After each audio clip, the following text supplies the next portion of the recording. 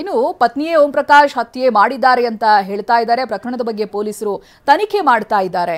ಹೀಗಂತ ಬೆಂಗಳೂರಿನಲ್ಲಿ ಗೃಹ ಸಚಿವ ಪರಮೇಶ್ವರ್ ಹೇಳಿಕೆಯನ್ನ ಕೊಟ್ಟಿದ್ದಾರೆ. ಬನ್ನಿ ಅವರು ಏನು ಹೇಳಿದ್ದಾರೆ ನೋಡೋಣ.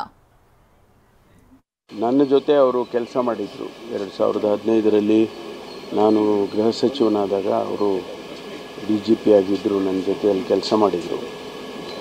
ಒಬ್ಬ ಒಳ್ಳೆಯ ಅಧಿಕಾರಿ, ಒಳ್ಳೆಯ ವ್ಯಕ್ತಿ. ಈ ರೀತಿ ಆಗಬಾರ್ದಾಗಿತ್ತು. ಏನಕ್ಕಾಗಿದೆ ಅದೆಲ್ಲ ಕೂಡ ತನಿಖೆ ಆದಮೇಲೆ ಗೊತ್ತಾಗುತ್ತೆ. ಗೊತ್ತಿಲ್ಲ, ನಾವು ಯಾವುದು ಕೂಡ ಇದೇ ಕಾರಣ ಅಂತ ಹೇಳಕ್ಕೆ ಬರೋದಿಲ್ಲ. ಅದನ್ನು ತನಿಖೆ ಆಗೋವರೆಗೂ ಕೂಡ ನಾವು ಯಾವುದನ್ನು ಕೂಡ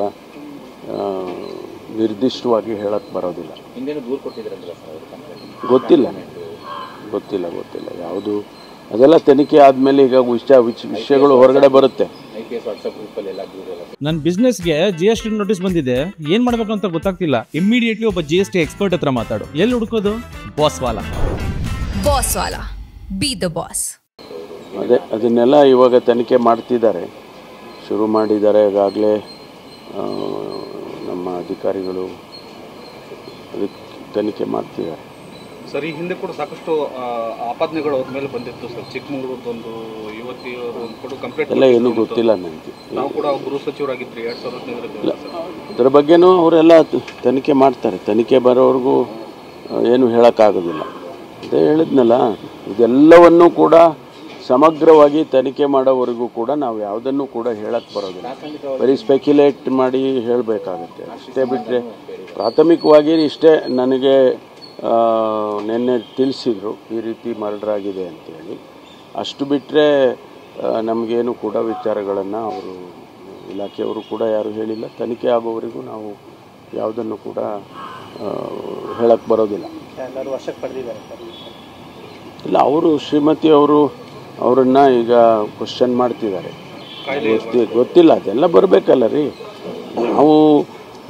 ನಾವೇನಾದರೂ ಒಂದು ಹೇಳ್ಬಿಡ್ಬೋದು, ಆ ಥರ ಹೇಳಕ್ಕೆ ಬರೋದಿಲ್ಲ. ತನಿಖೆ ಆಗೋ ಈ ಬಗ್ಗೆ ಇನ್ನಷ್ಟು ಮಾಹಿತಿಯನ್ನ ಪಡೆದುಕೊಳ್ತೀನಿ. ಪ್ರತಿನಿಧಿ ಶಾಂತಮೂರ್ತಿ ಲೈವ್ನಲ್ಲಿ ಜಾಯ್ನ್ ಆಗ್ತಾ ಇದ್ದಾರೆ. ಸೈಂಟ್ ಜೋಸೆಫ್ ಆಸ್ಪತ್ರೆಯ ಮುಂಭಾಗದಿಂದ ಲೈವ್ನಲ್ಲಿ ಇದ್ದಾರೆ. ಶಾಂತಮೂರ್ತಿ, ಅಲ್ಲಿ ಪೋಸ್ಟ್ ಮಾರ್ಟಮ್ನ ಪ್ರಕ್ರಿಯೆಗಳು ಯಾವ ರೀತಿಯಾಗಿ ನಡೀತಾ ಇದೆ? ಮತ್ತೊಂದು ಕಡೆಯಲ್ಲಿ ತನಿಖೆಗೆ ಅನ್ನೋದಾಗಿ ಪತ್ನಿ ಹಾಗೆ ಪುತ್ರಿಯನ್ನ ಕೂಡ ವಶಕ್ಕೆ ಪಡೆದುಕೊಂಡಿರೋದು, ಏನೇನು ಮಾಹಿತಿಗಳು ಲಭ್ಯವಾಗ್ತಾ ಇದೆ ಶಾಂತಮೂರ್ತಿ? ಚೈತ್ರ, ಈಗಾಗಲೇ ಏನೋ DGIGP ನಿವೃತ್ತ DGIGP ಓಂ ಪ್ರಕಾಶ್ ಅವರ ಹತ್ಯೆ ಸಾಕಷ್ಟು ಸದ್ದು ಮಾಡ್ತಾ ಇದೆ. ಈಗಾಗಲೇ ಸೆಂಟ್ ಜಾನ್ಸ್ ಆಸ್ಪತ್ರೆಯಲ್ಲಿ ಅವರ ಪೋಸ್ಟ್ ಮಾರ್ಟಮ್ ಕೂಡ ನಡೀತಾ ಇರುವಂಥದ್ದು. ಈಗಾಗಲೇ ಆಸ್ಪತ್ರೆಯ ಮುಂಭಾಗದಲ್ಲಿ ಕೂಡ ಬಿಗಿ ಪೊಲೀಸ್ ಭದ್ರತೆಯ ನಡುವೆ ಒಂದು ಪೋಸ್ಟ್ ಮಾರ್ಟಮ್ ನಡೆಸುವಂಥ ಕೆಲಸ ಕೂಡ ಆಗ್ತಾಯಿದೆ. ಮತ್ತೊಂದು ಕಡೆಯಲ್ಲಿ ಅವರ ಪತ್ನಿ ಹಾಗೆ ಪುತ್ರಿಯನ್ನು ವಶಕ್ಕೆ ಪಡೆದು ವಿಚಾರಣೆ ನಡೆಸುವಂಥ ಕೆಲಸ ಕೂಡ ಆಗ್ತಾ ಇರುವಂಥದ್ದು. ಸದ್ಯ ಈಗ ಸೆಂಟ್ ಜೋಸೆಫ್ ಆಸ್ಪತ್ರೆಯ ಮುಂಭಾಗದಲ್ಲಿ ಈಗಾಗಲೇ ಆ್ಯಂಬುಲೆನ್ಸನ್ನು ಕೂಡ ಸಿದ್ಧಪಡಿಸ್ಕೊಂಡಿದ್ದಾರೆ. ಏನೋ 11 ಗಂಟೆಯ ಸುಮಾರಿಗೆ ಒಂದು ಪೋಸ್ಟ್ ಮಾರ್ಟಮನ್ನು ಮುಗಿಸಿ ದೇಹ ಇಲ್ಲಿಂದ HSR ಲೇಔಟ್ನ ಕ್ಲಬ್ಗೆ ಸ್ಥಳಾಂತರ ಮಾಡೋದಕ್ಕೂ ಕೂಡ ಈಗಾಗಲೇ ಸಿದ್ಧತೆಗಳು ಆಗಿರುವಂಥದ್ದು. ಇನ್ನು ಈಗಷ್ಟೇ ಪೊಲೀಸರು ಕೊಟ್ಟಿರುವ ಮಾಹಿತಿಯ ಪ್ರಕಾರ ಏನೋ ಪೋಸ್ಟ್ ಮಾರ್ಟಮ್ ಮುಗಿದ ಬಳಿಕ ಏನೆಲ್ಲ ಒಂದು ಪ್ರೊಸೀಜರನ್ನು ಅನುಸರಿಸ್ತಾ ಇದ್ದಾರೆ, ಜೊತೆಗೆ ಈ ವಿಚಾರಣೆಯನ್ನು ಯಾವ ರೀತಿಯಲ್ಲಿ ನಡೆಸ್ತಾ ಇದ್ದಾರೆ ಅನ್ನೋ ಮಾಹಿತಿಯನ್ನು ಬಿಚ್ಚಿಡುವ ಒಂದು ಕೆಲಸ ಕೂಡ ಆಗುತ್ತೆ. ಸದ್ಯಕ್ಕೆ ಈಗ ಏನೋ ಡಾಕ್ಟರ್ ವರ್ಗೀಸ್ ಹಾಗೆ ತಂಡದಿಂದ ಮರಣೋತ್ತರ ಪರೀಕ್ಷೆ ಕೂಡ ಇಲ್ಲಿ ನಡೀತಾ ಇರುವಂಥದ್ದು. ಜೊತೆಗೆ ಈ ಒಂದು ಆಸ್ಪತ್ರೆಯ ಮುಂಭಾಗದಲ್ಲಿ ಈಗಾಗಲೇ ಅವರ ಪುತ್ರ ಕೂಡ ಇದ್ದಾರೆ. ಅವರಿಗೆ ಈಗಾಗಲೇ ಸಾಂತ್ವನವನ್ನು ಹೇಳುವ ಕೆಲಸವನ್ನು ಕೂಡ ಅಲ್ಲಿರುವಂಥ ಸಂಬಂಧಿಕರು ಹಾಗೆ ಅವರ ಗೆಳೆಯರು ಮಾಡ್ತಾ ಇರುವಂಥದ್ದು. ಸದ್ಯಕ್ಕೆ ಏನೋ 11 ಗಂಟೆಯ ಸುಮಾರಿಗೆ ಈ ಒಂದು ಪೋಸ್ಟ್ ಮಾರ್ಟಮ್ನ ಮುಗಿಸಲಾಗುತ್ತೆ. ಅದಾದ ಬಳಿಕ ಅವರ ಪುತ್ರನಿಗೆ ಮೃತದೇಹವನ್ನು ಹಸ್ತಾಂತರ ಮಾಡ್ತಾರೆ. ಅದಾದ ಬಳಿಕ ಏನು HSR ಲೇಔಟ್ನ ಕ್ಲಬ್ನಲ್ಲಿ ಒಂದು ಅಂತಿಮ ದರ್ಶನಕ್ಕೆ ವ್ಯವಸ್ಥೆಯನ್ನು ಕೂಡ ಮಾಡಿರುವಂಥದ್ದು.